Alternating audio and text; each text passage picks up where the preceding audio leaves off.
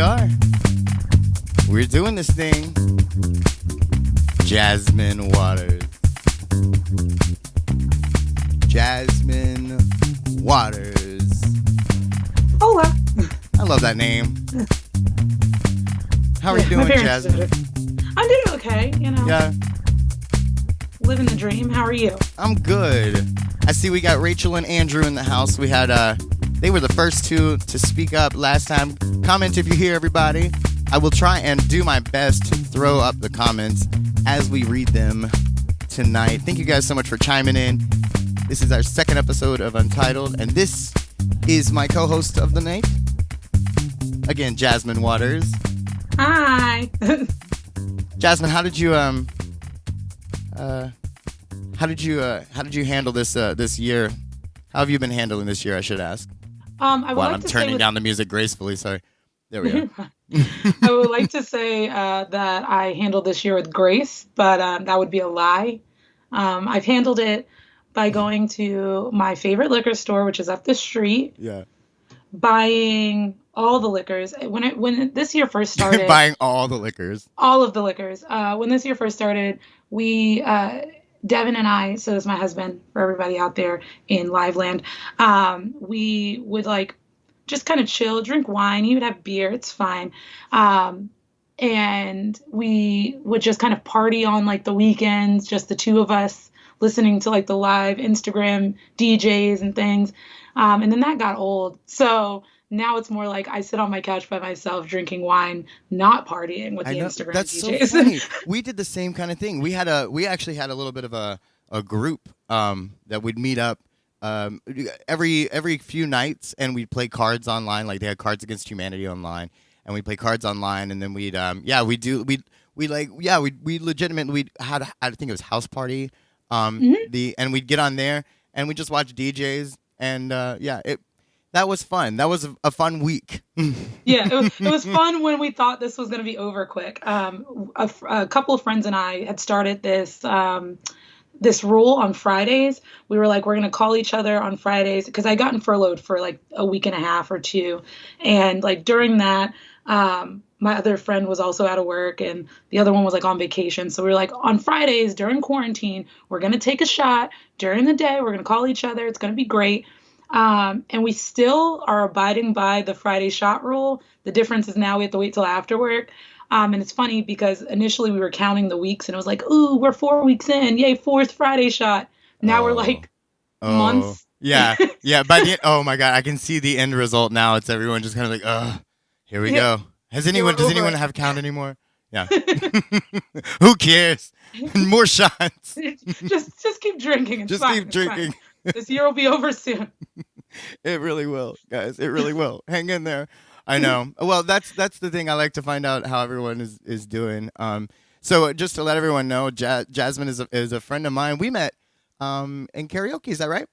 Yep. Karaoke. Many moons ago. I say that right. I know. I happily stalked Kyle at karaoke once we realized that he was the karaoke MC that we were in love with, because we love karaoke. It was a mutual stalking. Yeah, I would show up looking for you, and that was the thing. It was great. I was hosting karaoke at this bar, and it was a great spot, a lot of fun. A lot of great talent was in the room on our nights. So we had some really good fun doing karaoke, but the thing was, anytime there was someone with a lot of energy, someone who really knew what they were doing someone who was just able to wrangle a crowd and bring them in, I would look for you. Yeah, I mean, look, you know what I'm saying? I wasn't even one of the singers. I would like everyone to know I don't sing, but I will sing into a microphone happily. And it was always great. As any karaoke singer should. I was just telling someone recently, I was like, it's crazy because those nights, this years ago now, those nights we would be up to 3 a.m. on a Monday or Tuesday, and I would go to work the next day in the morning, and now I can't even imagine. That's a really who was I? That's a solid point. I have the same feelings. I know. I used to close those things down, so I understand. I'm not sure how we did that. And you are Jasmine. This is a show about writers. We like to interview writers. We like to talk to our friends who write. You write. you write plays, you write poetry, you write skits. Have you ever written a song? I have not. Well, okay, that's a half lie. I have not written a song that I would ever tell anyone about. Like, I think I wrote some like on notebook paper when I was working at a rec center when I was in college. Hmm. But like then I would read them back, and I was like, oh, this is trash. We throw that away. We don't look back. So Really? maybe once or twice, but nothing of quality. So whenever you have you ever thought about putting some of your poetry to music?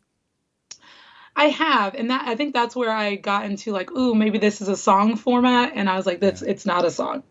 Yeah. Yeah, I think. Well, I mean, I know that there's a lot of poems. There are a lot of poems, I should say, that I love to read, and I would love to put them to music. And there are some poems that work out well. Uh, I'm not. I don't know. I've tried writing. When I write poetry, it kind of comes across as someone who's trying to write poetry. You know what I mean? Like it Yeah, doesn't. I get very roses are red. You know what I mean? that's me when I try to write a song. I'm like, this is Yeah. obviously Okay. the ninth grader who plays a guitar who is trying to figure out if they are a songwriter. And I'm Yeah. like, nope, that's not. I can't do it. I'm not doing well. What was your was poetry your kind of introduction into writing? Yeah, I in probably middle school, you get really angsty, and I wrote a lot of angsty poems that I still have piles and piles of them. I read them occasionally, and I remember all of the feelings I was harboring. Um, and then I was doing spoken word at one point. I had started, that was kind of my introduction to stage, that and like performing. But I started doing spoken word because I was like, ooh, I want to read my poems, but I want them to like feel Yeah. like like a vibration, like a performance, you know. So I did spoken word for a bit in high school as well, and then journalism and attempting to write novels or short stories in there. And then as I got deeper into theater, writing plays. Where are you from originally? I'm from Virginia Beach, Virginia. So if Really? anyone has ever been, I'm a beach girl that lives in a landlocked, well, we're not landlocked, but Well, Atlanta feels landlocked. yeah, yeah. I know. I've Coming started resorting to lakes. So well, so coming from you moved from there at what age? Down here, so down south, after college. after So college. Okay. I was Oh wow. 23 maybe when Was we it came here.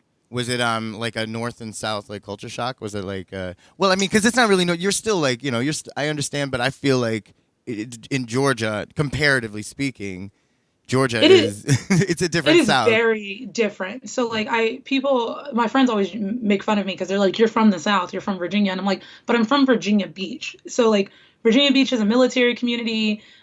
So like there's a bunch of different types of people. There's still racism. I want to be very clear. But there's a bunch of different types of people. So it just feels like its own little area. Yeah. And then, but I had family that lived down here, so I'd come to Atlanta before. But it was very different. Kind of understanding where I fit and like trying to find friends was a fun year or two when I moved down here, because you have the people who like have lived here forever and like hang out with their friends from like high school, middle school, and they don't Right. want any other friends.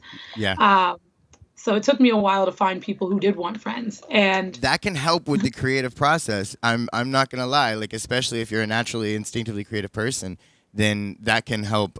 Being in those times, I know I've moved so much in my life since I was a child, and I know that those times have been some of the most inspiring. It really kind of boosts my creativity. Um, I feel. yeah, I mean, so something between, I think, like yes and no. My anxiety occasionally when I get too low, Yeah. I will be like, "Ooh, I should write something down," but I don't feel like moving. So like, that first year, I was like stuck in bed. It was a lot of like, if only I could find people like my people, then I would get out of bed.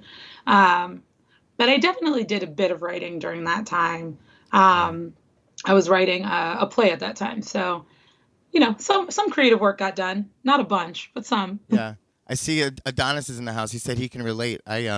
That's absolutely that's a completely relatable feeling, and I know that when I anytime I would move to a new place, I'd have that moment. Those moments actually when I moved to Georgia, I moved here during I guess it was 2008, and I moved here, and just immediately. I just sunk myself on. I sat at a piano and just started writing, and actually I still sing some of those songs to this day. But I think I think those times can be really. I mean, they're really good. We were talking last week about the kind of going through like breakups when you're songwriting, how those kind of moments. I think moments of solitude or isolation, at times like now, have you been writing now? Are you writing like have you been writing since you've been in quarantine or I since quarantine I started? I guess. I have. I'm feeling actually really good about what I've done 2020, which is surprising because there was a lull there where like me and a few of my other friends who are writers would like message each other like, "Hey, did you write anything?" And you'd be like, "No, I can't. I can't bring myself to write anything." But I had a couple of deadlines for some writing programs that I wanted to submit to, so I used that to push me to write. So this year I've written one spec script, two new pilots.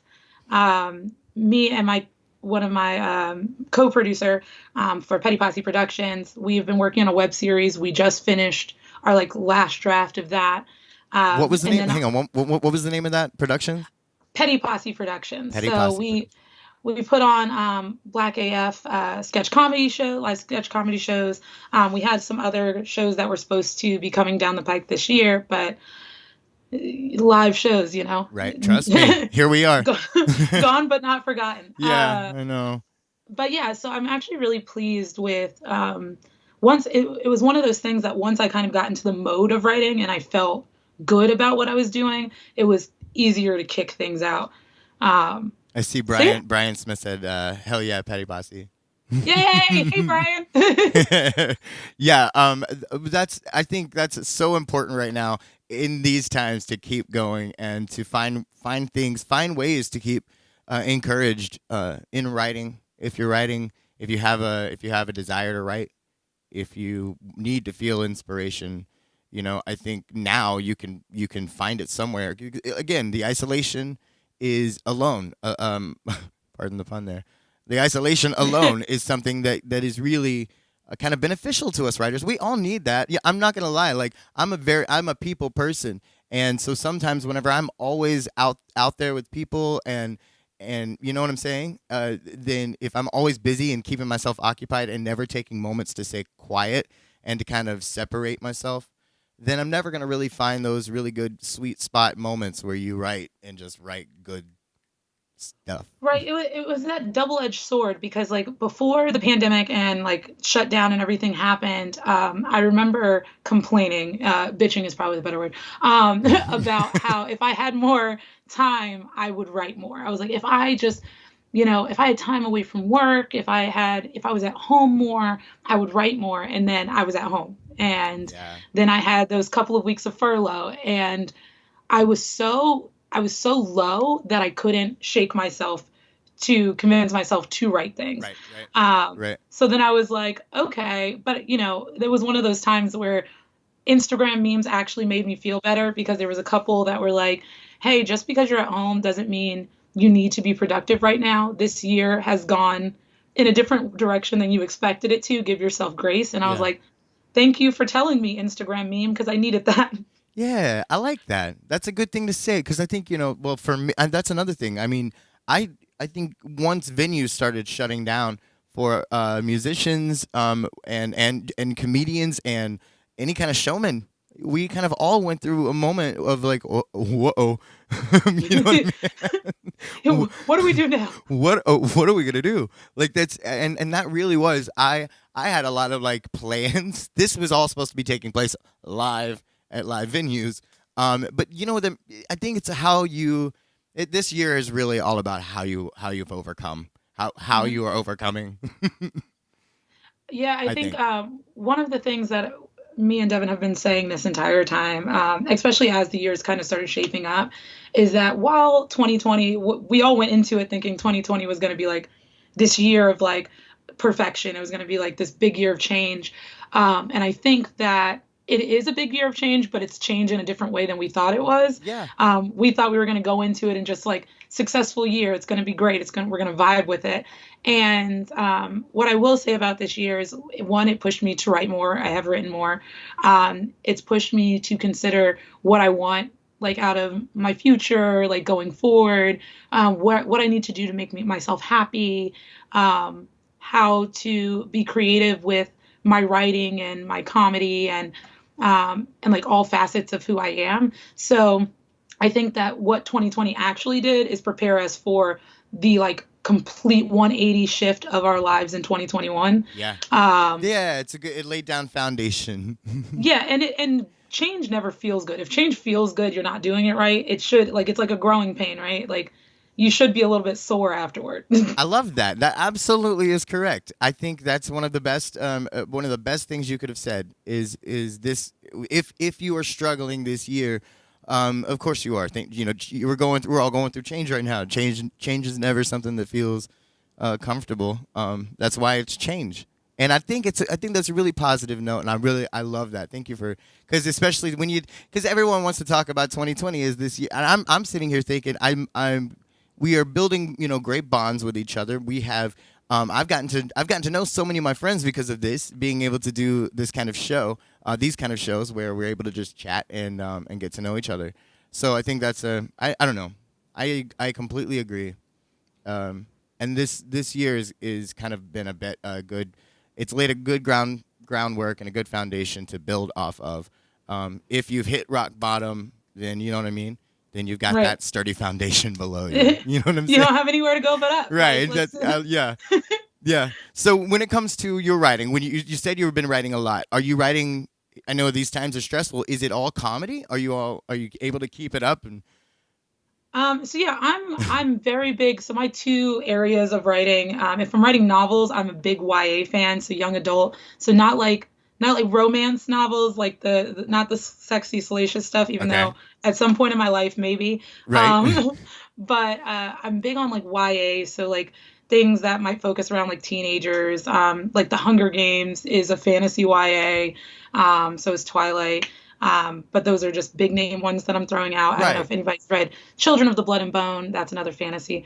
But so when I'm writing novels, that's my focus. But when I'm writing scripts, yeah, I'm really big into comedy. Even if there's some dramatic notes in it always, but I like sitcoms. I like I've watched Schitt's Creek in and out over and over this entire Aren't you this sad? entire Aren't you season. sad that it's done? I I'm am, so but then sad I that just it's done. rewatch it. Then I just Well, start over that's again. true. And you can always go back. Yeah, I know. I'm so sad that it's done. I know. Yeah, it was such a good show. The I don't know second if you were script like that I me. wrote was that. I slowly went through that last season. Like I knew that the last episodes were coming, and I was like, I don't want it to be over yet. I was going so slow. The last But yeah, season, I actually bought it on Amazon while so I could watch it while it was happening. yeah, And I then cried at the end, like an adorable person. I'm yep. just so cute. Um, but yeah, I write comedy, and it's easier to write like comedy sitcoms or comedy scripts than it is, or sketches even, to me, than it is to write my stand-up stuff right now. uh, Because my stand-up is so personal to me. So even though I pull from my life for these other pieces, my stand-up is so personal to me that like that makes sometimes I sense. can't focus. But it's been really nice to write these two pilots that I've written. And to start considering sketch again, and trying to figure out how, because so much of my writing is satirical too. So like taking from real life stresses and then just figuring out how to make it funny. Yeah, At least for me. yeah. I feel that's. I have to ask you though. You were talking about writing comedy or writing stand up. I'm that's something I'm so intrigued by because that is a gift that I don't have.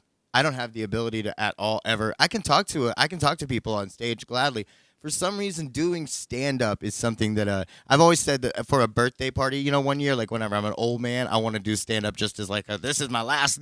I'm gonna do it. You should do it. Right. I think you should do it. But when you're writing stand up, and you talk about how personal that is, yeah, explain that. Like, what is that?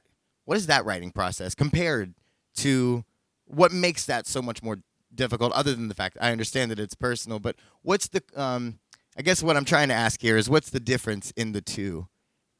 Um, so with stand up, like I'm a big proponent of like this is me. And of course it's like a heightened version of me, I would say. It's not my everyday self, and nor are all of my jokes 100% true. Like some of them are true, some of them aren't. But like I think that what happens so often is like I'll be talking to a friend and I'll like get a premise in my head about something that I've just said and I'll like jot it down and I'm like, this is what I'm gonna say. Yeah. But I talk about, being a black woman.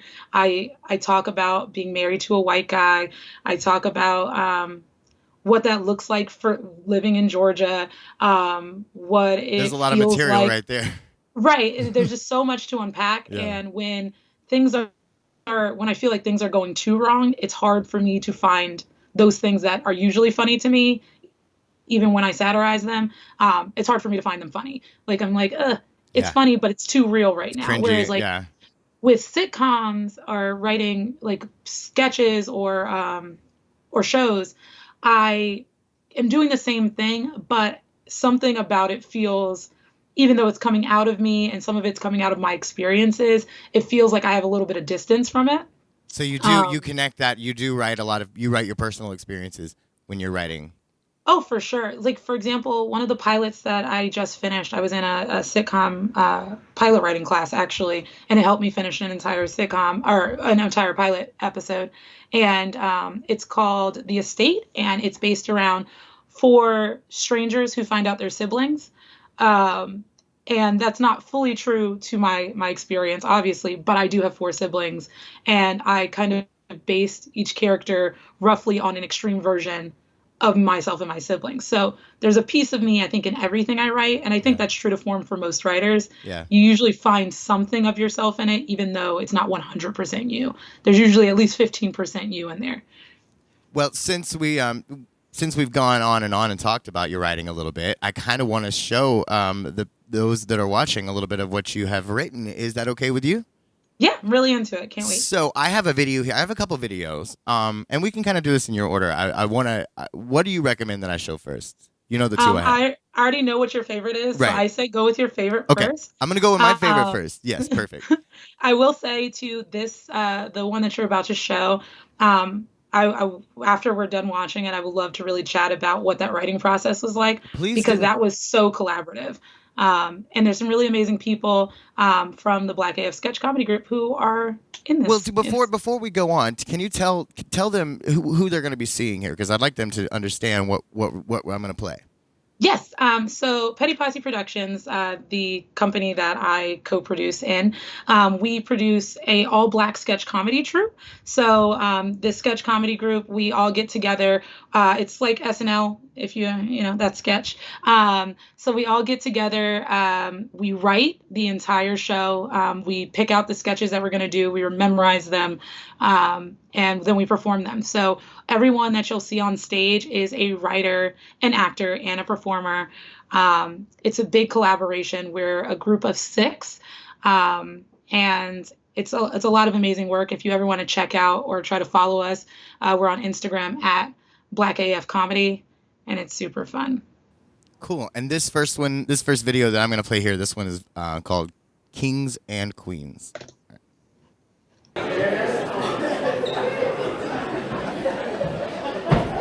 I got a size 12 Jordan Monarch Dreamwalkers for a It is I, Tuwala.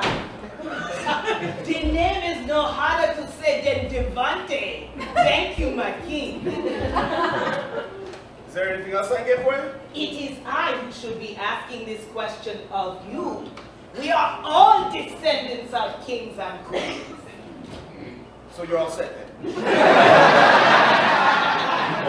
All set to take you on a journey to meet your ancestors where you will see all of the black excellence that has preceded you. I like to think of myself as like a pillar of black mediocrity. After today, my friend, you will feel differently. Eh? Who are you? I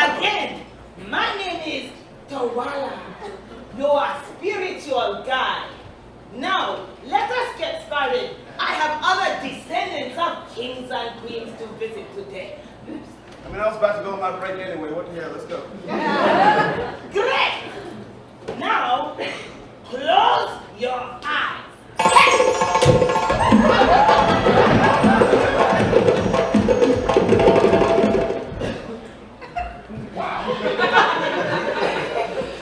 My king, meet your great-great-grandfather. My great-great-grandfather was a king? Goddamn right. Name is Jimmy. Shoeshine King or Harlem. Shoeshine king. A king is a king. I just thought when you said I was a descendant of kings, I thought, it was going to be something better. You better watch yourself, young blood. You shine shoes so good you can see right up that lady's skirt. Look at her right there. Hey, how much for a buff, eh? Hey, can we focus here? Because I thought you was doing this whole thing. Right. Sorry. Okay, maybe it's time for a queen. Eh? Close your eyes.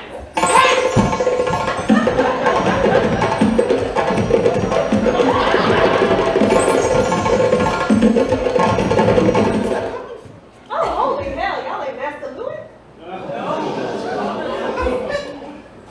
A queen. A queen? No. My name's Queen. Queenie. Shown up. Best and only female cobbler in the big house. Now, these shoes said to go ahead and bring them to me. I'm trying to save me some money so I can buy my own freedom. Charge a little extra on the side, but I still charge fair. Queenie, can you give us a second? Sure. As long as I'm back in time for Master Louis' bath, I got a special line for his ass today. So when you said I thought I was made for kings and queens, I was expecting a little more.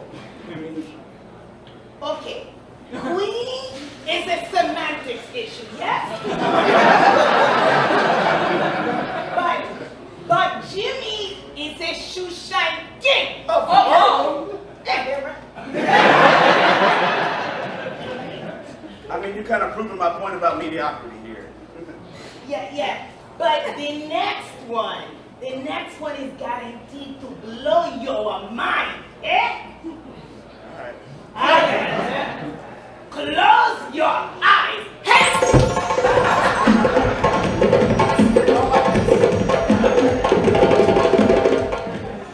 Well, Mr. Louis can go right to hell because I'm in heaven. I'm trying to see the type of nigga the folks around here can pony up for good shoe shining, you hear me?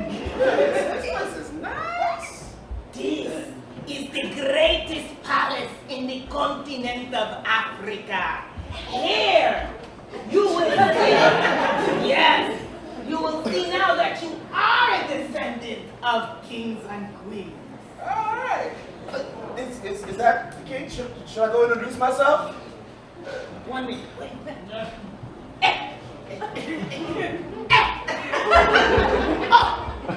Oh, no.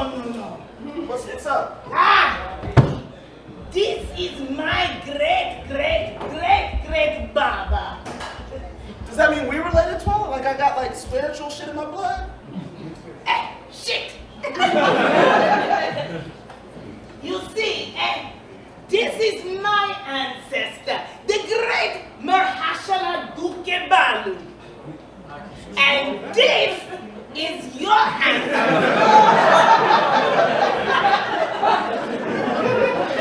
Your ancestor, the royal foot washer. Hey! Just take us home.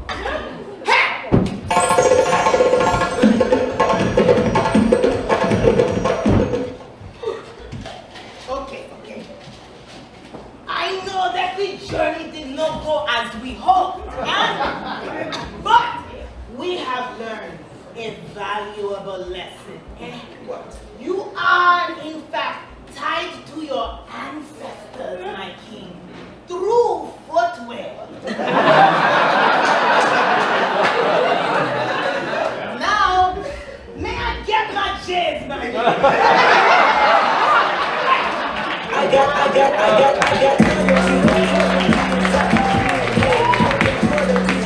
Yes.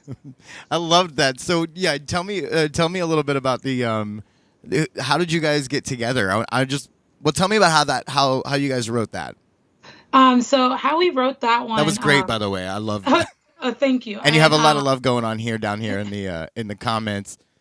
yeah, I know Brian's watching. Brian was that tall, handsome man in the video. Um, Oh, I see. Okay. Hey, Brian, you did a great job.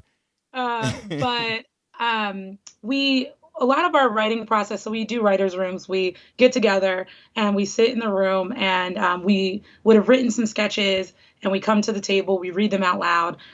We give each other notes. But for this one, what happened was one of our castmates, Carlette, she had said, the one who played Twala in that sketch, she was like, I have an idea, and she has a really bad habit of telling us that she's not a writer. She's like, I'm not a writer, so could someone help me with this idea and then write it? So she was like, I have this idea of, like, how people are always like, we're descendants of kings and queens, but what if we're like descendant from like not that? Right. What if our descendants are lame? And so we all just kind of start pitching out things. And So real the writer's first room draft- style. I love yeah. that. So the first draft I wrote, I was not pleased with, because I told Carlette, I was like, give me the notes on what you're thinking and I'll write it out. And so I wrote it out and I was like, I'm not pleased with this. And so we had a show coming up then that we decided not to use it on. And then for our big show in February, I took another crack at it, and the second crack just felt right. And so this piece was very much so a collaborative effort. Carlette, it was Carlette's idea that I just happened to write out. But that's one of the amazing things about working with a team, is that all of our ideas kind of get to bounce off of each other, and you get to perfect it with people there in like real time. And clearly really creative people. I mean, that's one of the things I love, is whenever you get to see a group of people, a group of performers who are really put on, who really, you know what I'm saying? Like, when I just watched that the first time you sent that to me, you sent it to me the other day, and I was watching the videos and I got that, and it's hysterical. And the writing, when the writing is good, the writing is good, and when the acting is funny, it's funny. Like, you guys that's real talent. And so that's one of the things. I was just sitting there dying laughing, and also we were complimenting Brian. He did comment here. I'm trying to add. There it is. There's the there's the all shucks. Oh yeah. So you guys did a phenomenal job on that. So when it comes to how you got involved in the group, what was the kind of the genesis with that? Where did that begin? So I used to work with a different production team, and we did some live sketch shows, and myself and my co-producer, we both were in that sketch group, and we had said, it'd be awesome if we could do an all black sketch show. And so we did. We were like, we're going to put our money toward it. We're going to cast it out. We're going to do an all black sketch show. So we called up friends, got the group together, wrote out some amazing sketches, and then we had our first Black AF live comedy night a few Februarys back. So we just did our second one this past February, so 2 years ago. And so you're coming up on 3 years. Yeah, we're coming up on 3 years. I love that. We got together, we wrote it. We expected it to be a rotational thing. Like, the next time we did it, we were gonna, cast some new people and just keep doing it. Yeah. But through the process, we all realized that this was our sketch comedy group. Like, we were like, these are our people. This is what we're doing. We got invited on a few other shows. Yeah. So tell me about that. Where are some other places that you guys have performed? We've gotten to perform with Mark Kendall at the Village, with Crazy Sexy Cool, with some other improv groups. We were at Dad's Garage. So we've gotten to be kind of all over Atlanta, which is how we realized, like, when people started asking us to be on their shows, we were like, oh, we might be a sketch comedy troupe, and we're probably just going to keep doing this. And we did. And then we got to do, right before the pandemic hit, in February, we got to do a show this year, which is what that clip is from, this year's show, which was amazing. We have such a really good audience.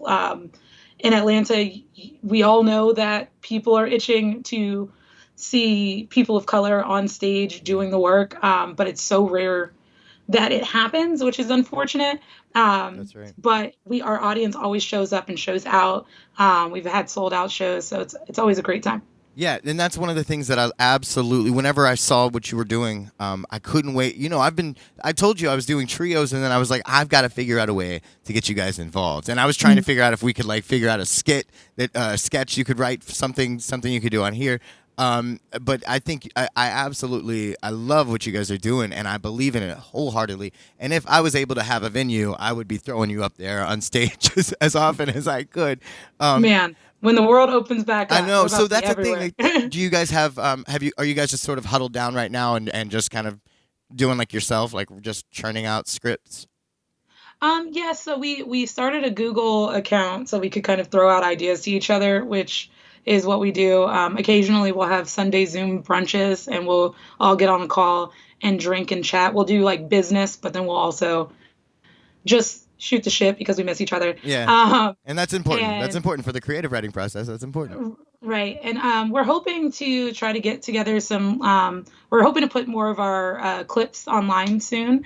We're also hoping to maybe record some of the sketches that we're likely never going to do on a live show again because they're dated now.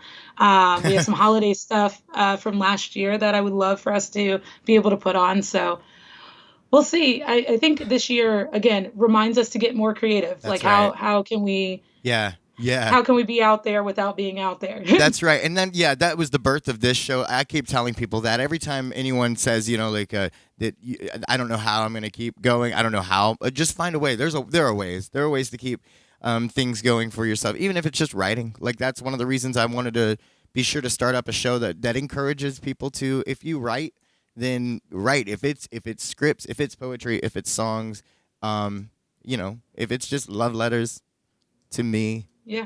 And Jasmine. Please write me letters. I've been doing snail mail with my friend in Chicago, so like it's a really adorable thing. And also, even if you don't write, morning pages are so good. Like just to wake up and open up. I have like 7 journals that are scattered about my writing room. I have tried to organize which are which. I'm trying to be better because sometimes I'll just open a journal. 7 journals. Can I ask you this? Are you crazy? A little bit. So no. Why 7? No, I'm just kidding. Why 7 journals? Every time I see a journal, I will buy it. Or like I have friends that gift me journals. They'll be like, Jasmine, I know you write, so here goes another book that you can write in. Yeah. So right now I have like a book for writing stand-up. I have a book for writing novels. I have a book for... So I'm trying to be more organized because usually what will happen is I'll get an idea and I'll just open one and jot it down. And then I'm like looking through all of them trying to find it again. But morning pages, if you all haven't done it before, it's just a really good way to clear your head in the morning. So like just waking up and just free writing. That's the intent of morning pages, is like trying to start your day and just jog your head. So just write your dreams, write your thoughts. What are you writing? Yeah. Whatever comes to the top of your head. Okay. For me, occasionally it's poetry or like an idea. Like one morning page, I think Dirty Dancing popped in my head, which is an amazing movie. So no judges. And then so I just kind of started free writing based on like the song from Dirty Dancing, and it was it ended up being like kind of a poem, like a free written poem with no real structure. But there's no rule to morning page. It's just getting your brain kick-started and like really getting your creative juices flowing, which is always nice. I like that, writing without rules. I need that because because my thing, and I've told you about this. I've tried before. I've tried writing. I have a lot of ideas, and I don't even know. Is there a job? Is that a job? Is it a job for somebody to just have ideas and tell the writer, like, hey, is that a thing? I'm sure. I have so many ideas, but I'm so afraid to even begin to put pen to paper. Because I'm, by the way, Wesley put here, you have a paper fetish, and I love that. She is. Thank you, I do. Megan said she is crazy. Wesley said paper fetish. Yeah, and okay, well, let me get that. Let me just take it back to that because that is that's fascinating to me. I had one journal that I wrote a lot in, and a lot of songs and a lot of ideas, and then also just whatever I was doing that day. So having multiple journals, I think, is a much better way of organizing your thoughts and I've never done the morning pages. Do you do nighttime pages, evening pages? I mean, my nighttime pages are more so like Jasmine got an idea, so she's writing it down. Also, love Andrew's. Why do you write like you're running out of time? Yes, Hamilton. Yeah, I mean, so in the evening, like yesterday, I just had like an urge to write. So I was like, I'm going to write. And I brought out my notebook and I was like, no, it's not a notebook writing day. It's a computer writing day. So then I pulled out my computer. So I think that however you feel, I'm a big handwrite, like I write by hand a lot. So that's my paper fetish. Oh, That's and why you know what? I remember I was writing. I think I was signing a receipt, and I was next to you, and you said to me, you were the one who said to me, "Oh my God, you have serial killer handwriting." It is. Oh my God, it's so bad. I know, and I still tell people that to this day when people are like, "Oh, never mind." You know, when they say like, "Will you sign this?" No, never mind. Don't do that. Don't fill this out. It's okay. I'll fill it out. You just tell me. What's your name again? But it's uniquely you, and that's okay. You can still write by hand. It's I can read it. I can read it back to you. You know, that's all that matters. You can't read it, call me. I'll read it back to you. Okay, so we've learned about the group. Can I play this next video? Yes. Do you want to go ahead and set this video up a little bit for us? Yes. So this next one is called The Divorce. It does have the beautiful Brian Ashton Smith again, and then the amazing Interior Leverett. So this one, in terms of writing process, I had the idea of like, and I'm not going to give it away, but I had the idea of like, you know, people getting divorced, what are they arguing over? And I will say with Black AF Comedy, the sketches that we write are so specific, again, to our experiences. We are all Black actors, writers, people.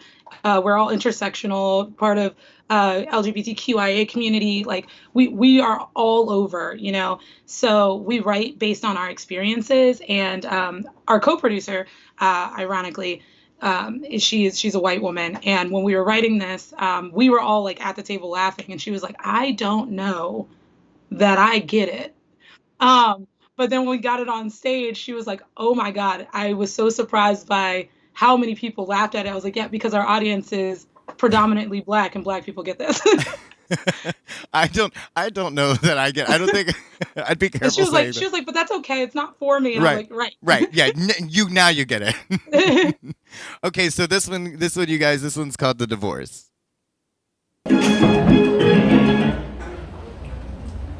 Thank you so much, Mr. and Mrs. Anderson, for joining me for this mediation. I see here that you're filing a petition for divorce on the grounds of irreconcilable difference. He's a cheater. Yes, irreconcilable difference, because I didn't fucking cheat! Okay. Well, let's just start at the beginning, shall we? Of course. He cheated. Say that shit one more time! I said it, nigga. What you gonna do? Okay. Let's be civil, please. Let's be civil. Look, I didn't cheat. She just walking around here thinking this is a fucking game when this shit is real life. You know what? You swear up and down I'm gonna be taking shit seriously, but I'm taking shit serious. It's like you don't even know the rules anymore. I know the rules. You broke them. You broke us. Okay. If we could just give more specifics so I can help you in mediation, and if we could just sit back down. Thank you. Okay. As you were saying. As I was saying, I was winning, and I put down my draw two. You weren't winning. I called Uno. Draw two. Uno. So, as I was saying, I was winning. I put down my draw two, and I'm calling Uno. And then this motherfucker think he got it, but I got it first. I was so close. Okay, if we could refrain from the name calling, thank you, ma'am. So this trick ass nigga put a draw four on my draw two. No, man. And then tried to call Uno out. Motherfucker, I was out.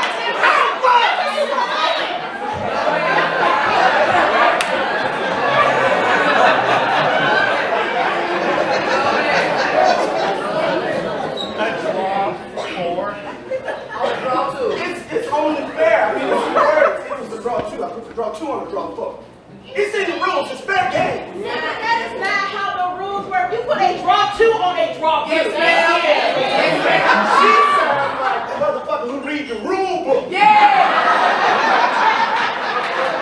What kind of lame ass person read the rule book? I play like my ancestors.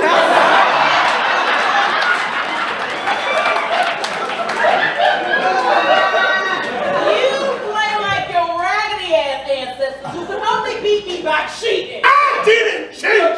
I didn't cheat. A draw 4 on a draw 2? Yes. No, ma'am. Divorce granted.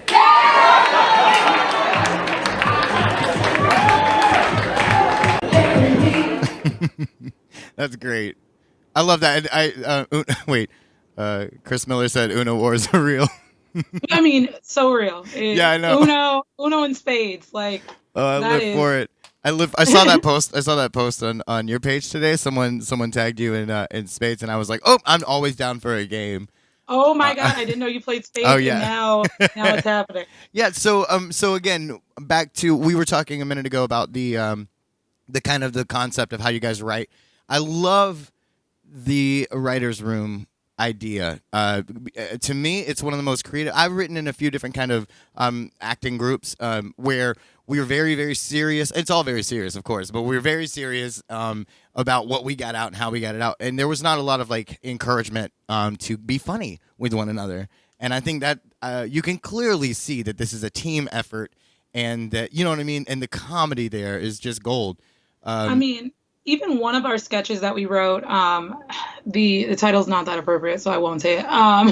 But one of our sketches that we wrote, it was literally us before we started our writer's room, and we're just sitting there, and one of our friends showed us a picture, and I responded to the picture, and then we all cackled and then started like building upon it. And I was like, cool, I'm writing all of this down. And now that's a sketch. And I think it's invaluable to have friends in a cohort that you can write with, because even the things that I write by myself, I run it by all of my friends. I'm like, hey, could you read this? That's a good point. So when you think about writing, you prefer writing in a group?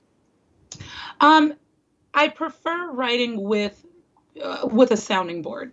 So even for the two Maybe not pilots the control. Maybe not the whole group can control the writing, but they can. Right. When I it get comes it. to sketch comedy, 100%. Yeah, I get that. When it comes to writing the web series that my co-producer and I wrote together, that was amazing. We're really good at writing together. So I think that it's just like anything else. You can't do this kind of thing with everyone.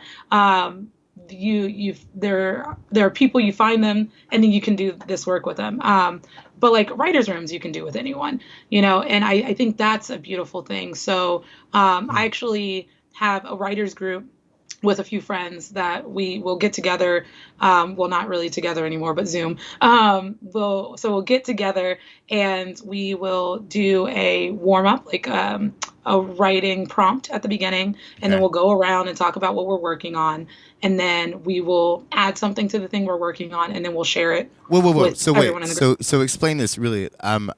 You get a writing prompt, and then you go around and do what with it?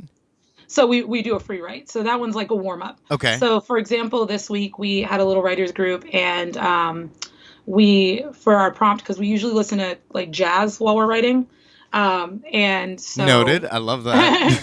So while it was like a song had come on, and I was like, ooh, whatever we write for our free write, we should write in like the style of film noir. And so we all like just took to that, and then we shared it with each other. Wow. Which what I wrote, I was like, oh, I need to write a short story based on this because I want to know where this is going. And then we go around the circle again after we kind of loosened up, and we talk about what we're actually working on, like the project that we're trying to get done. And that's fun. I like to know that. I like to know these exercises. That's a nice one. Yeah.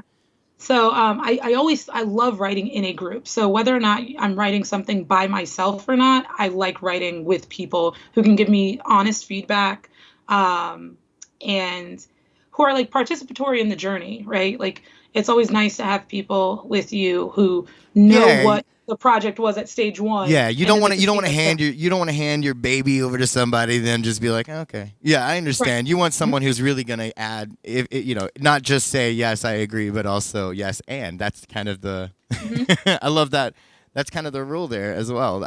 And I think for a lot of writers, having the desire to have a soundboard is, I think, I don't know. I know a lot of writers, and for some reason, I think. It can be self-deprecating. We can be kind of self-deprecating. So a lot of times we need that. I don't know if it's not all songwriters are that way. Some songwriters there's absolutely no one else's opinion. Well, songwriting can be different, but there's absolutely no one else's opinion that matters other than the songwriter. Hmm. And I think writing in a group, writing in a team is a great. It's great. It teaches you a lot. It teaches you a lot about life in general. Hmm. When you're writing with a group of people, it teaches you how to hold back. It teaches you when to, when the punchline, where the punchline goes. Right. I don't know. I think I'm with you, and I've had so many experiences as you talk that I'm just thinking back on and thinking about the really good times where whenever people were just allowed to be free and warm up and just sort of chat about what we're working on and grow Yeah, from there. and it's such. I think it's it's a prep for the world, whenever you have people giving you feedback, right? Because Right. nothing that I ever Right. write, if I were to get into any of the writing programs that I apply to, or if I were to start working on a show or anything like that, what I write isn't going to be the end all be all. So I can't just rely on myself. I do have to rely on others to, give me notes, and then for Yeah. me to take those notes.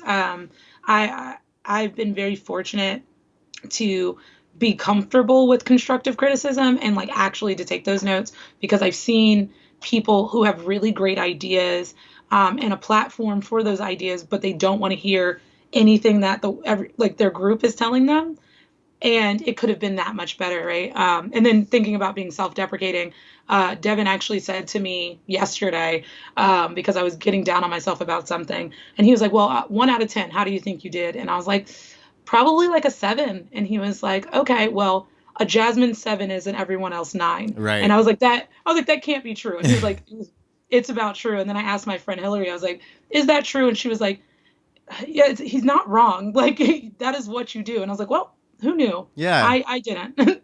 I have a question here from Ebony. She's asked. Let's see. It says, "Where do you get the motivation to write, and how do you believe in your art?" A novice writer here, and how do you believe in your art? um, so two things. So a lot of my motivation either comes from something that is happening to me at that moment, or something. I do a lot of reading. So this year um, I challenged myself to read 24 YA books in 2020, and I'm on my 23rd book right now, and I'll probably read more than 24 if I'm being honest with myself. But sometimes I'll be reading. So, for example, I had this really great novel idea. Well, at one point I thought it was a feature, and then I was like, maybe it's a novel. I don't know. I don't know where it fits in writing world. And then I read this fantasy novel, and it like sparked me to want to sit down at my writing desk and like actually write, because I was like, I figured out how to make this work, and it is a novel, and this is how it works, and this is the world it's in. So to not sound cliche, sometimes it just happens. Like I'll be laying in bed, and then I'll just get the urge to write, and I'll get an idea from a show or a book, or I'll be walking down the street and someone will say something, or I'll say something, and I'll be like, um, this is why I should be writing. And then in terms of believing in my art, um, in my recent years, I was working at a museum, when I first got down here. Um, and I portrayed an enslaved person, and we talked a lot about like narratives of people who are marginalized, right? So that became a big part of the work that I do. Is when I'm writing, whether it be a novel, whether it be a sketch, whether it be my stand-up, or a script, I like writing about one main character, always a woman of color, usually, because I am a woman of color, and that's the perspective that I write from. But also, I like to pull out the intersectional pieces that we all have. And so I think I believe in my art now as a person because not only can I see myself in it, but I hope that in the future people can see themselves in it. I remember when A Wrinkle in Time, the movie came out, and I had a friend who was saying that their daughter initially had questions because in the book, the main character is white, but in the movie, Ava DuVernay made her black. And the daughter, like 7 or 8, was like, I'm just confused why she's not as she was described in the book. And her mom, being a filmmaker, was explained to her, like, we wanted, or, Ava DuVernay wanted to represent all people. And it doesn't really, like, this is a really great opportunity for this Black girl to be the lead in this movie. And during that discussion that we were having, one of my friends was like, yeah, when I read books, I always place myself as the main character. Like, even growing up, I always placed myself as the main character. And I said, well, that's a luxury that I wasn't afforded. When I read books, unfortunately, even like ones that are general, usually describes the main character as having fair skin, blonde hair, blue eyes. I can't even fantasize myself into that, So a lot of the work that I believe in, a lot of the authors that I read, a lot of the shows I watch, they very intentionally give space and breath to people who haven't had that. So I think that's a big proponent of why I've been doing what I do. Absolutely. And that, I think, gosh, that's such a beautiful, that's a wonderful answer. And you really rounded that out so well. And to have such focus and a passion behind you, and it's a force. It's something that I find is absolutely a wonderful drive. That is something that will encourage you or inspire you to write 24/7 when you have that passion that's behind you. I remember when we were hanging out a while back. I'd totally forgotten about that, about you working at the museum, and I remember you were giving me some cooking. I was asking for you were giving me cooking tips. We were talking about cooking, and you started giving me some cooking tips because I was talking about learning some old fashioned ways of cooking. And used to cook on a open hearth. Yeah, and these are and I'm so encouraged by these kind of conversations. These are conversations I think need to be had more often, especially what you say about just representing minorities anywhere in this world and just getting them up and on stage. And I'm always and always will be the biggest proponent of that. I have watched it firsthand. I have been in venues firsthand where I have hosted venues, and I've been told people shouldn't be coming here because that it's one of the most you know what I mean? It's you'll leave your job. You know what I'm saying? So I've worked at a few different kinds of places, and it teaches you. It teaches you a lot about where the world is, where the world stands, and how there you can be a change if you really apply yourself. You can be a change. You can get in there and anyway drive change, and I'm so proud of you for continuing that going. That's you're a great friend for that. So where do you see this all going from here now? I know we talked about how 2020 has kind of been up in the air. There's been a lot that's been up in the air, but where do you see this kind of where do you see now that we talked about where you've come from, what you're doing, where do you see this going in the future for you? My goals are are big, and I'm hoping one day. And right now, I make jokes about them. I'm like, maybe one day I'll be. But I would love to work as a writer on a show. That I think that's a high goal for me. To really put my best foot forward, keep applying to writers programs, keep applying to writers jobs, and actually get in there at some point. Also with novels, hoping that I finish one at some point. Yeah. I'm the type of person that I'm writing like 3 things at once at all times because my brain can't stay on one at a time. Paper fetish. It's the paper fetish. It's definitely, I just have to touch the pages.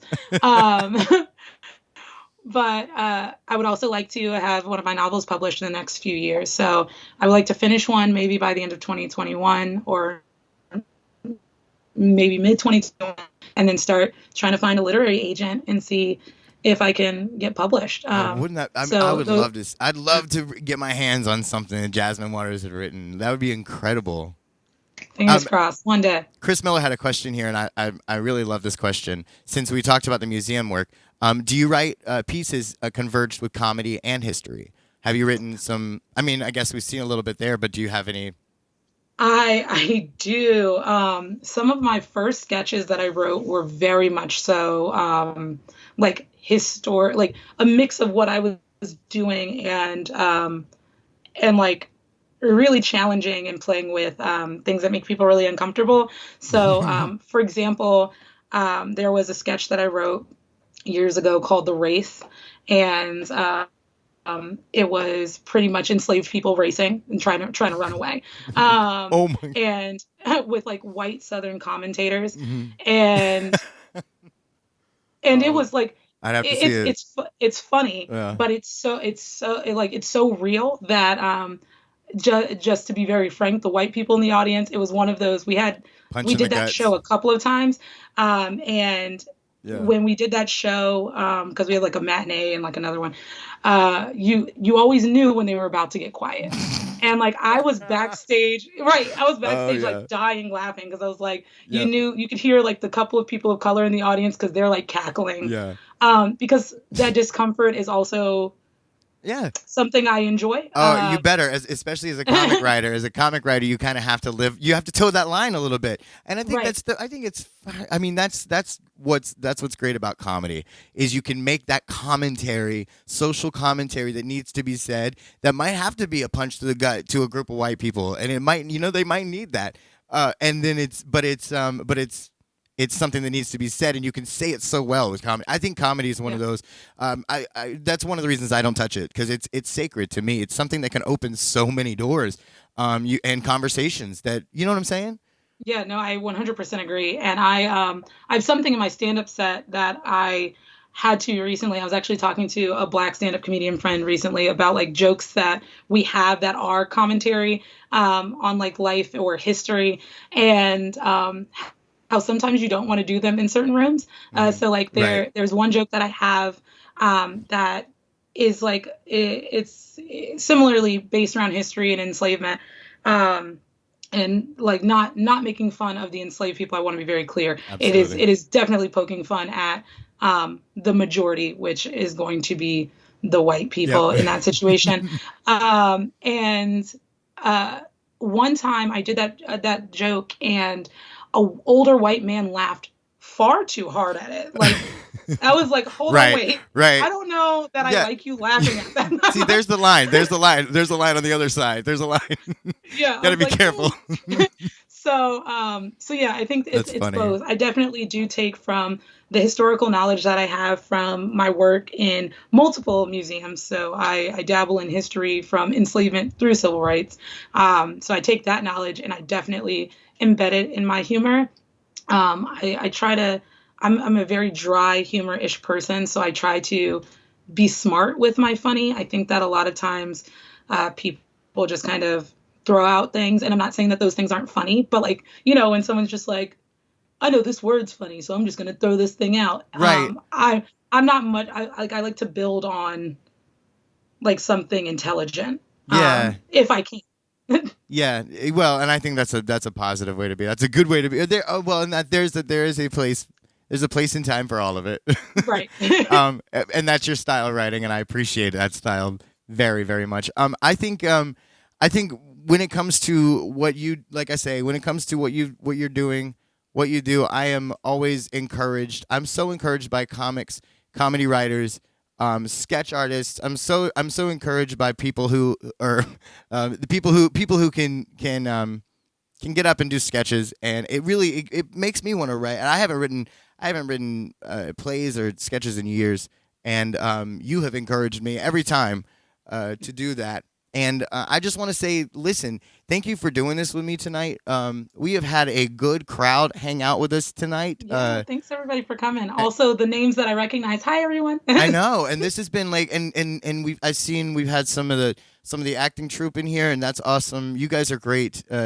if anybody watches this back, you have all my love, and any shows that we put on, please come and perform. You guys are incredible. I'm going to put a tips link information at the end of this so that if you guys like what you saw, please be sure to tip. And Jasmine Waters, do you have anything else that you'd like to say to anybody tonight? I think last thing thinking about writing is probably just if you're thinking you can't do it, Kyle. If you're thinking you can't do it, you can do it. I will. Just sit down and write it. Like if you hate it, who's gonna see it other than you? And then you might actually like it. You never know. And if you like it, and then it turns out it's crap, and everyone has seen it, then it's a big mistake, and maybe you shouldn't have written, Kyle.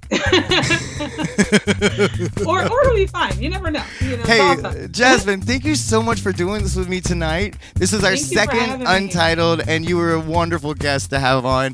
And I love you to pieces. And once all this is over, we are going to have to get together and hang out. And I can't wait to see you guys perform live. Can you tell everybody where they can find everything you work with? Yes, so mostly is going to be Black AF. So if you want to find us, just follow us on Instagram at BlackAF_comedy. We will hopefully be posting some clips up there as we find out whether or not we can do a live show anytime soon. We will post that information as well. You can find me at Real Life by Jasmine. Yep, that's it. Real Life by Jasmine on Instagram as well. And any upcoming shows or things that I do, I usually post them on there. Yeah, those are them. That's it. That's it. You are awesome, Jasmine. Well, thank you again for doing this. And everybody, thank you so much for chiming in. I'll be back next Wednesday. We're going to be doing with trios with 3 acts. So you guys come in on Wednesday. Thank you. Thank you, Jasmine. Thank you. You're awesome. Have a great night. You too. Well, bye-bye, everybody.